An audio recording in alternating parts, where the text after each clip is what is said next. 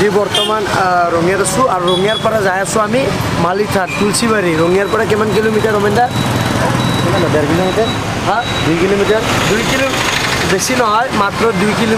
kilometre পিছতে আপোনালোকে দেখা পাব অগণন মানুহৰ ভক্তৰ ভিৰ আৰু একদম লালি নিচিঙা ভিৰ আৰু তাতে যাই আছোঁ আপোনালোকে এইটো ৰঙিয়া ভূটান বাছ ষ্টেণ্ডৰ পৰা আমি চিধা যাম ভূটান বাছ ষ্টেণ্ডৰ পৰা বেছি দূৰ নহয় তাৰ পৰা চিধা যাম আমি মাত্ৰ 2 কিলোমিটাৰ মালিথান আৰু মালিথানত দেখা পাব আপোনালোকে বহুতো ভক্তৰ ভিৰ আৰু ভোগ দেখা পাব আপোনাৰ বহুত লাইন দেখা পাব আপোনালোকে খিচাৰি বনোৱা লাইন বা চৌকা দেখা পাব যথেষ্ট ভিৰ আৰু